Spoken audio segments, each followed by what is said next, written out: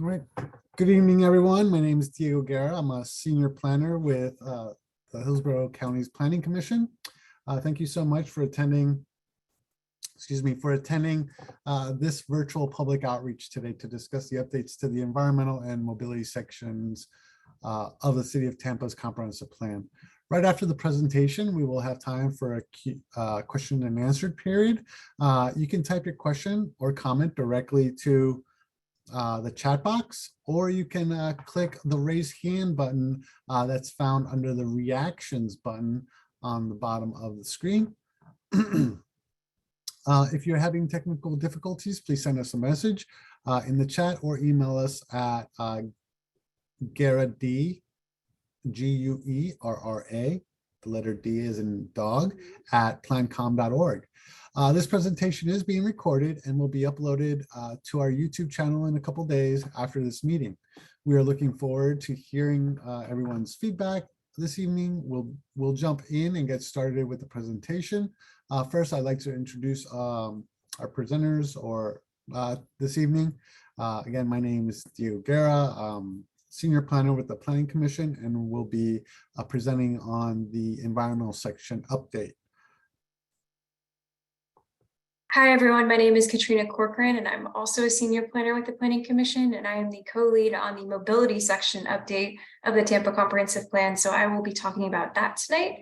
With that, I'd love to hand it over to Gina Torres to introduce herself as well.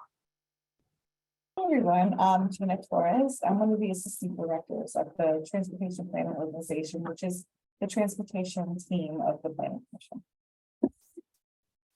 And hi, I'm Sean College. I'm with the Planning Commission. I'm the Director of Strategic Planning, Environmental and Research, and I'm working with Diego on the environmental section. All right, real quick, I'm going to go ahead and share my screen and we'll get started.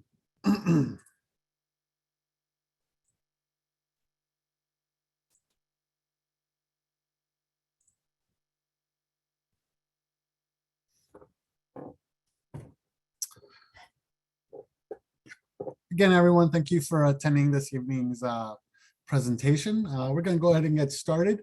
On the screen, there's a QR code that will take you to the overall Live, Grow, Thrive 2045 Tampa Comprehensive Plan update, which I will go over in a little bit as well. And then on that same page, which I will go over, you can sign up for email updates regarding the plan update.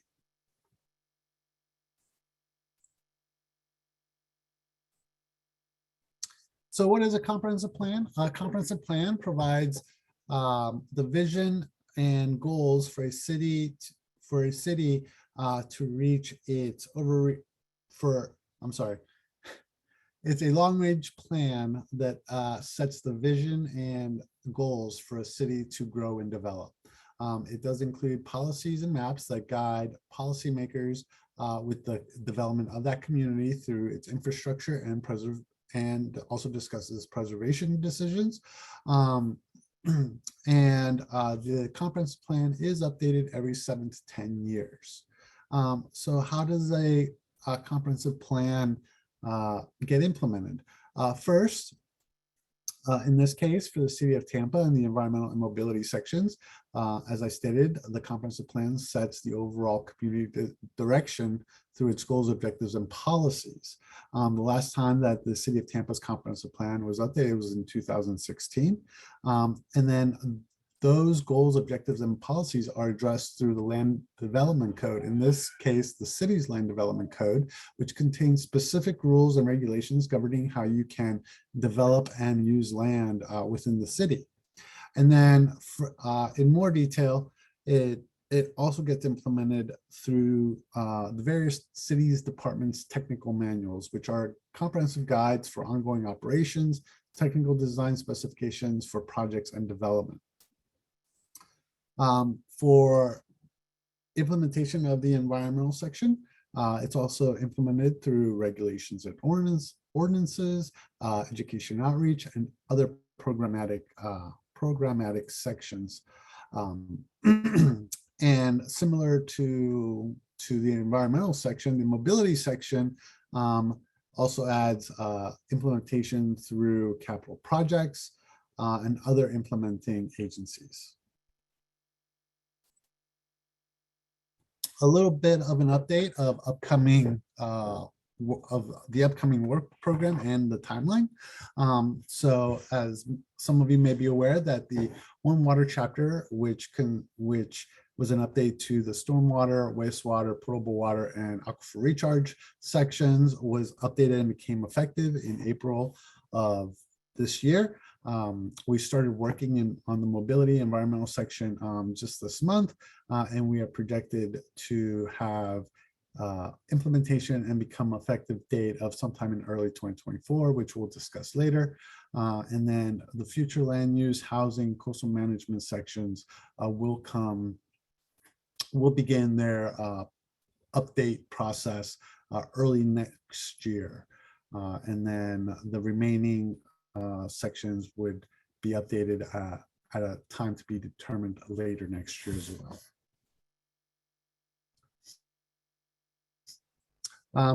In terms of additional outreach, some of you may have received this survey regarding the vision for the city of Tampa. We received over 700 responses, and it was these responses that helped us shape a lot of the policies that make up the comprehensive plans updates. So real quick, the Live, Grow, Thrive website, it does have the QR code there. And when you click the QR code, it will take you to this website. As you scroll down, it will tell you about the update. You can view the current 2040 comprehensive plan, and then halfway down, it has key important upcoming dates in terms of upcoming meetings, upcoming presentations. It also gives you the schedule of the updates. And then as you continue going down, it does discuss the vision, and you can sign up for updates, which you'll get notified of upcoming meetings, upcoming presentations. You can also submit comments based on what you've heard tonight or what you've read as you review the section updates. And then all the way down at the page, you do have various links to other documents that assisted in the guidance of the update of these sections. We're going to move up a little bit up the page now to phase 4, which is located halfway through. And I'm just going to click on the environmental sustainability, but both the environmental and sustainability sections and the mobility section project page links are located here, and I'll include links further in the presentation. Very similar to the last project page that you just saw, it does provide the environmental section update, does provide a brief overview. It has a link to the draft language that when you click, it opens up the latest draft language available. It does provide a timeline of upcoming key dates. You can also submit public comment and sign up for public engagement. Ladies and gentlemen, I do want to stress that we highly encourage you to submit your public comments in this manner. They will be recorded, and it is these comments that will be presented, and they will be part of the package that are presented to the Planning Commission and City Council. Additionally, further down, you have the important documents that are part of the update. So you have the maps that are part of the update. You have the current proposed language or the draft language. And then you have supporting documents, which are crosswalks. The mobility page has something very similar as well. And you may be asking yourself, what are crosswalks? So crosswalks are a tool that we're providing that allows you to compare and contrast language side by side with each other.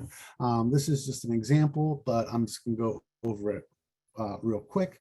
The adopted in order just provides the adopted language currently in effect in order, whereas the proposed in order provides that proposed language in order compared to the adopted. The colors that you see, red, it just signifies what changes have been done to that adopted language. In this case, red stands for that language has been deleted, and we provide an explanation as to why we're proposing that language is deleted, whether it's regulatory in nature, which we will discuss in a minute, or it's already covered in another portion of the comprehensive plan. Dark green means that that policy language is not being changed, it's being maintained, and it's being carried over as is into the update. Light green just means that there's some minor modification, whether we added a few more words, we changed some grammatics in it, but overall there's very little change to the intent of that policy language.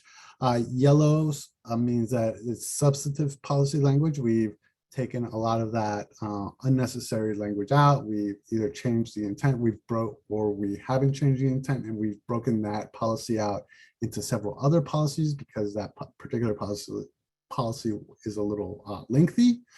And then blue just means that we are proposing it to be moved to another section. It was housed in environmental, and it's being proposed to be moved to either coastal, mobility, land use, and we'll discuss that in a minute as well. So those are the crosswalks. That's a tool that you can use to be able to compare and contrast the currently adopted language with the proposed language. And these documents are updated as we update the drafts, and I'll discuss that as well in a few more slides. So starting off with the environmental section, the environmental section is portion of the natural spaces chapter of the City of Tampa's comprehensive plan. The current context, there's language that addresses natural resource management, sustainability and energy conservation, development and natural resources, water resource language that was formerly found part of the section is now incorporated into the One Water chapter. Specifically, that's language that relates to aquifer recharge. And then this section also does house the language specific to the Hillsborough Rivers Master Plan that's within the City of Tampa's jurisdiction. The new section updates and modernizes language and provides the framework for environmental related initiatives. Sorry, we skipped ahead a little way too much. My apologies. So the current topic areas of this section, they include energy conservation, alternative energy, air quality, soil, wetlands, lakes, development, urban forest, wildlife habitat, natural preserves, and as I mentioned, the Hillsborough River. The proposed updates, pretty much there is updates to almost all the topic areas in terms of either new language or modified language. However, most notably, there is new language in terms of new language being added to the comprehensive plan that didn't exist before, that relates to wildlife corridors, wildlife habitats, and renewable energy. Language, as I mentioned, better suited for other sections is being proposed to move, such as water resource language that was moved to One Water, language related to Tampa Bay, the Tampa Bay estuary, and the coastal area is being proposed to be moved to the coastal management section.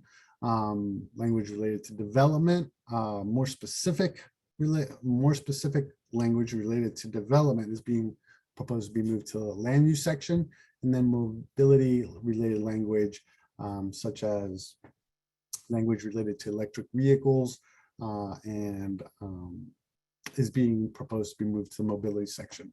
We did go ahead and remove a lot of the regulatory language and programmatic language, which it's already in place in either the code or state statute, so there's no reason to repeat it again within the comprehensive plan. Programmatic language that is already in place within the various program areas of the various departments that does not need to be restated with the comprehensive plan is also removed. As I mentioned, we removed a lot of duplicative language, and we've streamlined the language to make it a little bit more concise, a little bit easier to read as well. And I'll pass it over to Katrina at this point. Thank you, Diego. Good evening, everyone. Again, my name is Katrina Corcoran. I'm a senior planner with the Planning Commission and the co-lead on the update of the mobility section. So this section is a portion of the places section in the City of Tampa Comprehensive Plan. So Diego mentioned that environmental is within natural spaces, so this is within places. We do have some current goals if you were to look at the current adopted plan. That includes land and transportation system coordination, walk-bike network, transit, neighborhood livability, and safe, convenient, and efficient roadway. So those are the current goals that we're working with as we update this language. A lot of this language is still utilized within the mobility section, but we did update it and modernize it, add new topic areas, which I'll be going over in a second. This new proposed language also provides a framework for mobility-related initiatives with the city. So we did work with city staff, various departments, including the mobility department, the planning department, making sure that the vision for this section can open the doors for other things that the city wants to do in the future. Next slide, please.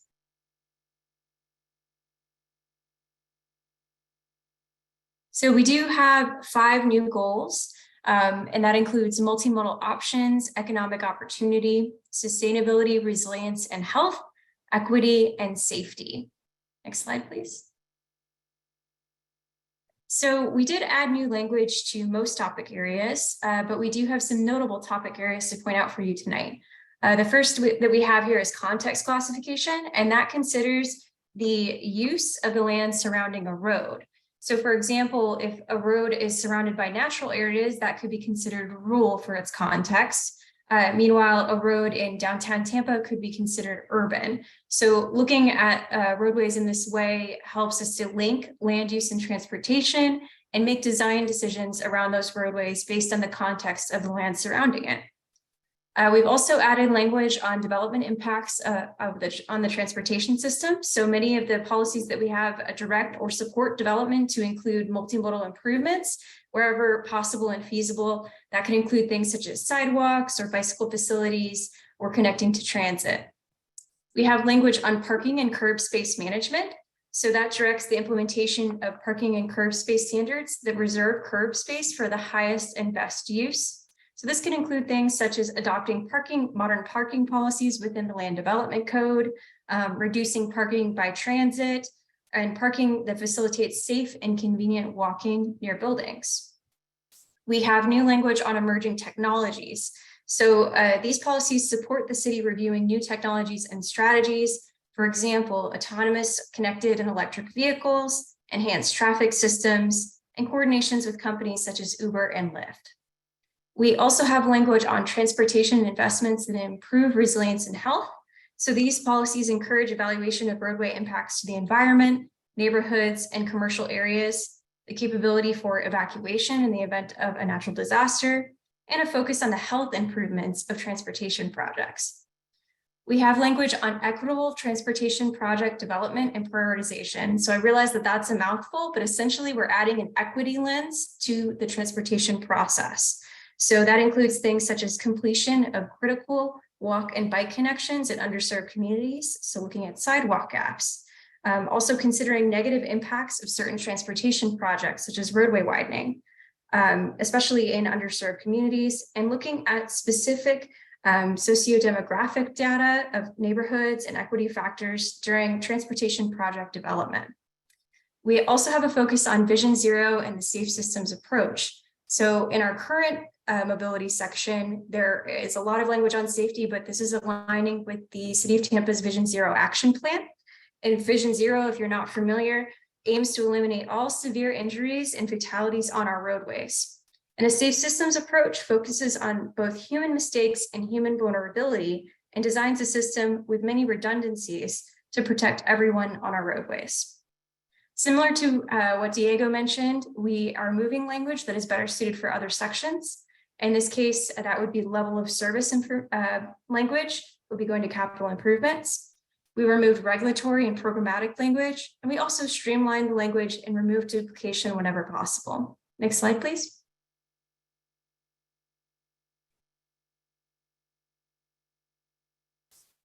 So we have a timeline here for you tonight as well. We have our PDFs of the full project language available on our project pages. The deadline to review that language and provide public feedback is Friday, July 7th. So we have a little over a month for that. Any comments that we receive via our website and the public comment box will be submitted and included in our plan amendment packets.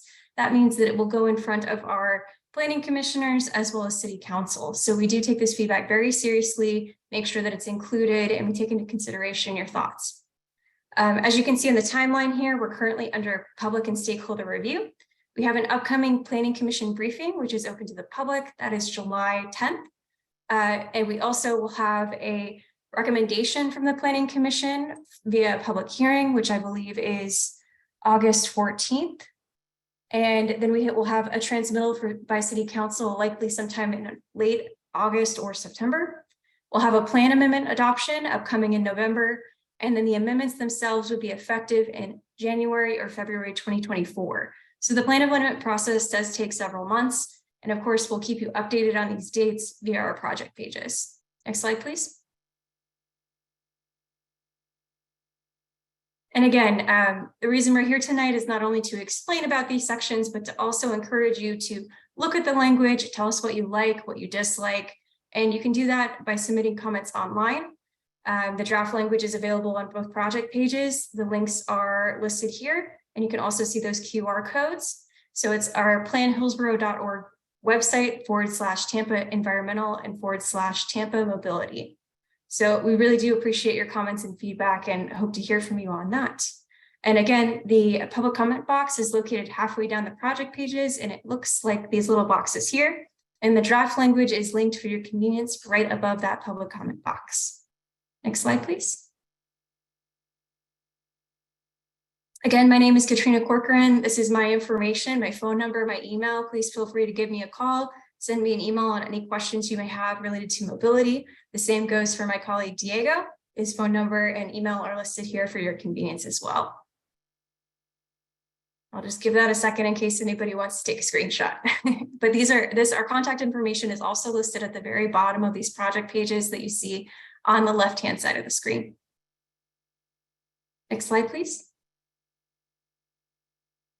We did also want to let you know about upcoming citizen engagement. So we are also working on, in addition to the mobility and environmental sections, the future land use assessment. And we have some upcoming meetings for you if you would like to attend those in late August. See a couple of in-person opportunities as well as a virtual opportunity upcoming at the end of the month. And that information would be on the 2045 Live Growth That Thrive 2045 website that Diego went over earlier as well. And with that, I believe that is our last slide. So we would love to open it up for questions that you might have about our language. We'd also really love to hear from you about what your priorities are when it comes to the environment and mobility. And of course, we can go over that with your public comments, but if you have any questions tonight, that's why we're here, to answer anything that you might have. So thank you very much for your time, and looking forward to answering your questions. And again, you may not be able to unmute yourself, but if you could raise your hand or feel free to put your questions or comments in the chat, we will certainly address those.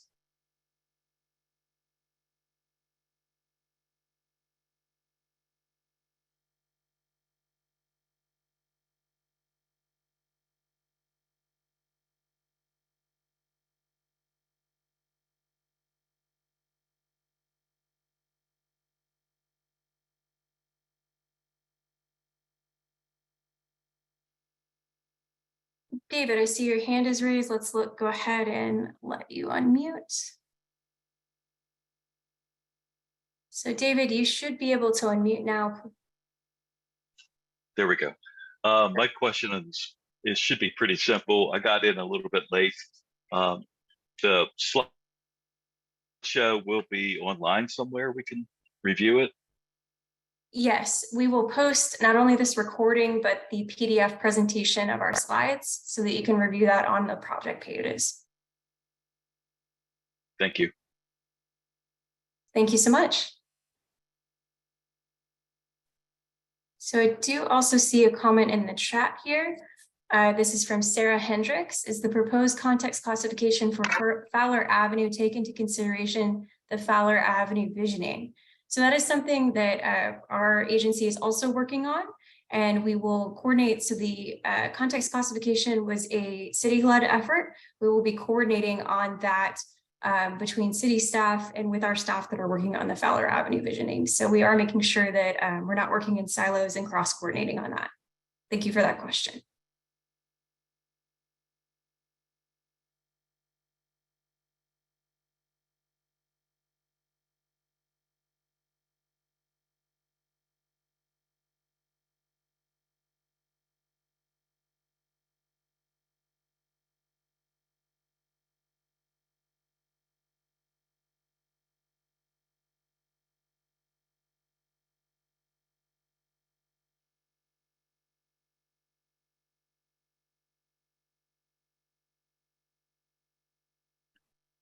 Any other questions? One just came through.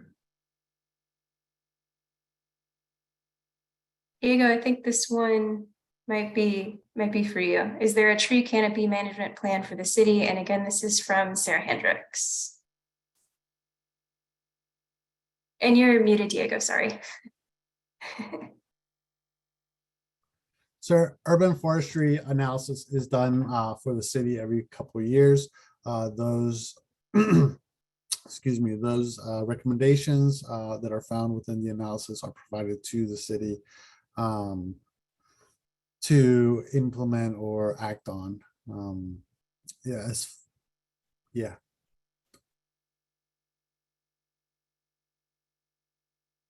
Does that answer your question?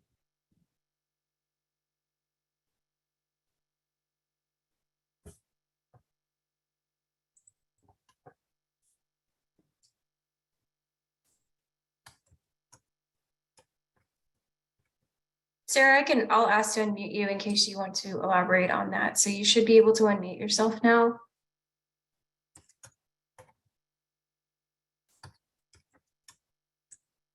Yeah, hi. Hi, Sarah. Thanks for the answer. Yeah, I was just curious about it because it just seems like it would fit in with the environmental element. And I think like a few years ago, Dr. Robert Northrup had done an urban tree canopy plan for the city of Tampa. And just, I was real impressed with it. And I was thinking in terms of how it has multiple benefits for pedestrians, storm drainage and the like. So that was my interest. Thanks. Yeah, I know, just to add to that, I know going back many years, Tampa staff has done a lot of work on managing the tree canopy and surveying their tree canopy that going back many years, they've been very good about that. And the plan that we're putting together here in their environmental elements of the comp plan does have language to recognize the importance of the tree canopy and trees. Great, thank you.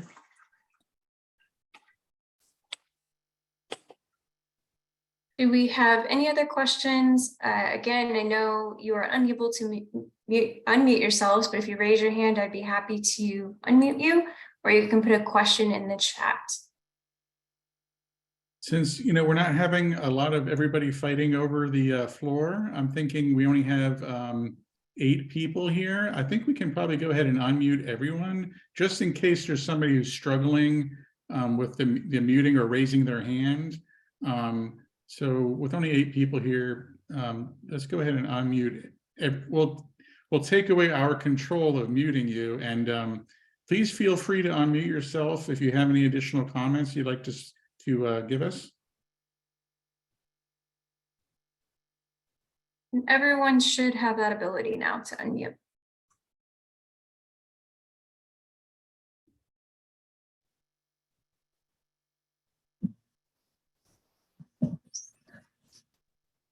I'm not seeing any more comments or raised hands, so I think you guys, we can probably close this. And for my part, I just want to thank everybody for coming and being here. And again, please visit our project pages or contact Katrina or Diego if you have any questions, and we'd be happy to continue to work with you on this important project.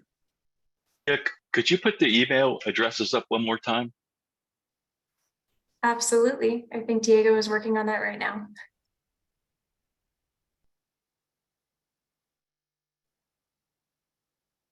And as Sean said, we know we gave you a lot of information tonight, but please feel free to give us a call or email us if you have any questions as you're reviewing the language. Again, it would be really helpful for us to know what you're interested in, what you like about these sections, the policy language that we have, what you dislike, what you think we could improve. That's really what we're looking for with this feedback as we move forward in the plan amendment process.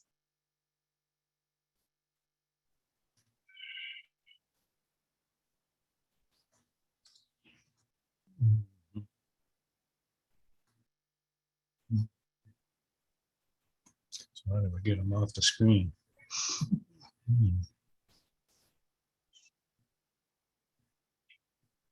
All right, I think we can go ahead and wrap up then. Thank you very much, everyone, for attending tonight. This recording will be posted on the project pages, and we will also post the presentation online on those project pages in the next day or so. And again, thank you for joining us on your evening time, and we look forward to chatting with you if you have any further questions. Thank you so much.